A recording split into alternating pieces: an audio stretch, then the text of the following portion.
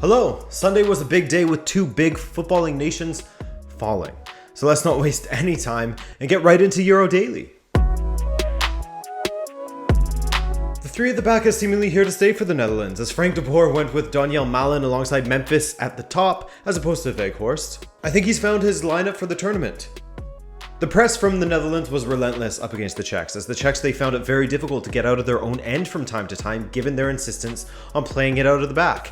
Now and then they would beat the press and have an outball by the way Patrick Schick, but their final ball was just lacking in quality at times. I mean, it must have been frustrating for Schick, as his runs were good, but the passes that he was receiving just simply weren't. In the first half at least. That said, the two sides went toe-to-toe quite nicely in an evenly matched first half. Denzel Dumfries made a brilliant, bending, roving run that saw him go from the right flank all the way to the left inside channel. And with Vaclik getting caught way out of position, Dumfries nearly squared the ball to a teammate, but it was blocked by the Czech defender.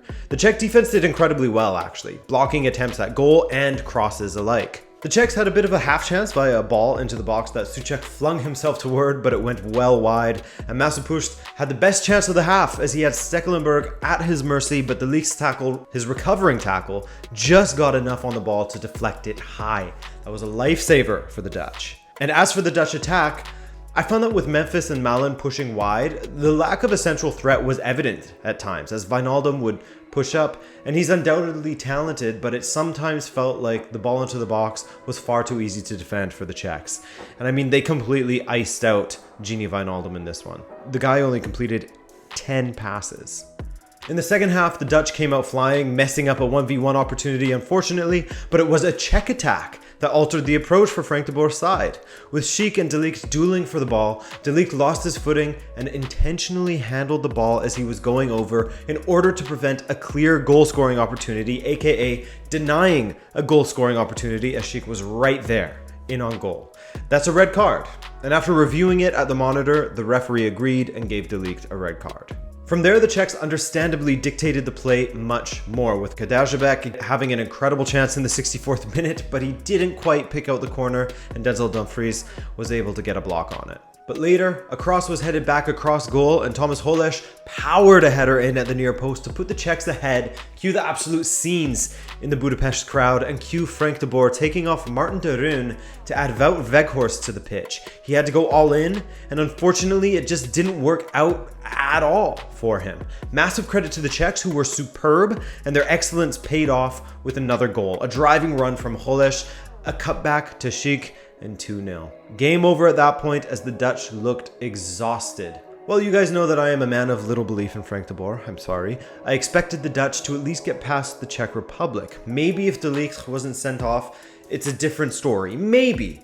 But I stand by the fact that this Dutch defense is not very good. And the first time they had a team really flying at them, they broke. Couple that with de Boers not making a defensive change once they went a man down, and it's a death sentence. Not defending well from a set piece, whether you have 9 or 10 outfield players, doesn't make a huge difference. Losing De Ligt from a set piece, okay, you could argue that. But again, de Boers chose to bring on Quincy Promes instead of a defender. He could have brought on Timber or anyone like that. So a massive credit to Jaroslav Silhavy once again, as he has the Czechs organized brilliantly, time and time again. The quality chances for the Netherlands were few thanks to their organized defense, and they provided enough of a threat going forward to force errors out of the creaky Netherlands defense. Next up in the quarterfinals, Czech Republic versus Denmark. Portugal losing to Belgium is not a huge surprise. With teams like this competing, it can go either way and there has to be a winner. But it is definitely disappointing from the Portuguese side of things. Look, I've cooled off since the match, and I can recognize that Portugal was a little bit unfortunate in some cases. Here's looking at Guerreiro, who hit the post. I can recognize that Portugal had the much better chances. I mean, the 1.72 expected goals for Portugal versus 0.23 for Belgium. I can recognize that it was just one of those days in some respects for Portugal. That Jota cost us, really. But I still stand by the fact that this Portuguese side is playing below their potential. But before we get to that, let's talk a little bit about Belgium. They offered very little going forward, and the one time that Portugal was caught out and had a completely disjointed back line, Thorgan Hazard was given enough time to take a seat, read through the daily news, drink a coffee, whatever, decide where he wanted to hit his strike, and then do so. Could Rui Patricio have done better with it? Yes, it was one of those strikes that looked better in real time than it did in slow motion. Unfortunately, he caught him wrong-footed, and the strike did have some nice swerve to it, but ultimately I think it's one that Patricio would have wanted back.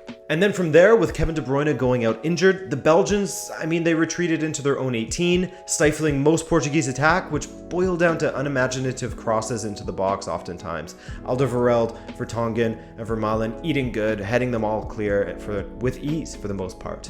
Other than that, we have Ruben Dias heading straight at Courtois. Jota managed to miss every attempt he had, one of them being a great opportunity in the first half that he pulled way wide.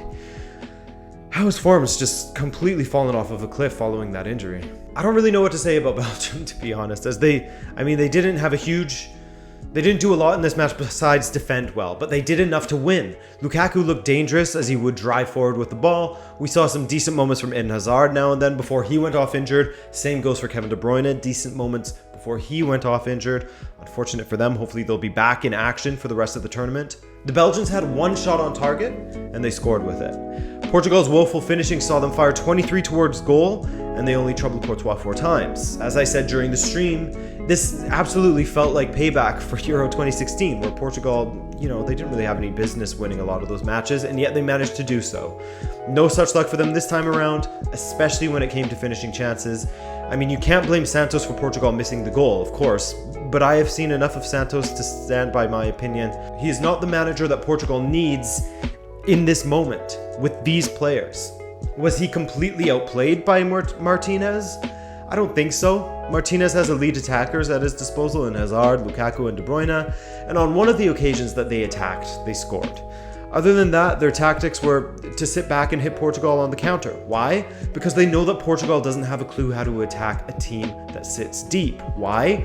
Because Fernando Santos has never really had Portugal ticking as an attacking powerhouse. They work better on the counter. And so how do you kill a team that likes to counter?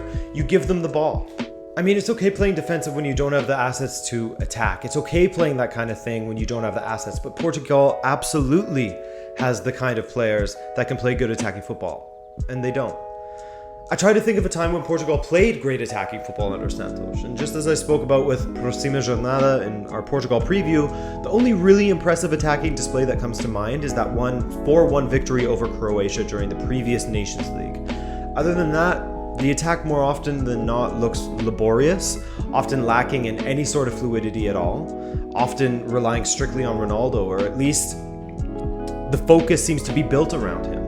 And I get what Fernando Santos did with Portugal in 2016 is incredibly impressive, and I understand that he hasn't lost very often with Portugal, but that's just it. He simply hasn't lost, and he hasn't exactly lit it up either, especially in major tournaments. Not counting the Nations League and simply looking at the performance in the European Championships and the World Cup, he's won just 3 matches in regulation. 3 matches won within 90 minutes of football. Wales in Euro 2016, Morocco in the 2018 World Cup, and Hungary in Euro 2020. He benefited from the rule change in Euro 2016 to allow third-place teams to go through. He finished 2nd in Euro 2018, and he finished 3rd in Euro 2020 again. And I gotta ask, is that good enough? Is that good enough with the talent that Portugal has? 6 goals scored, 3 from the penalty spot in this tournament, not to mention all the other penalties that bailed Portugal out in the past. Is that good enough? 3 wins, 9 draws in major tournaments. Is that good enough?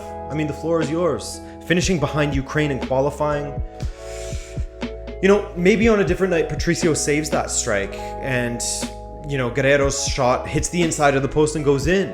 Maybe a different manager doesn't take Portugal's best midfielder out at the end of the game, Renato, and doesn't wait until the 70th minute to get the Bundesliga's 2nd best scorer, a guy who scored more goals than Erling Haaland, onto the pitch, or a creator, João Felix. Maybe with someone else making the decisions for Portugal, they play better attacking football and can pick Belgium apart. Who can say for sure, right? Maybe he's the best man for the job, but in the end, none of that happened.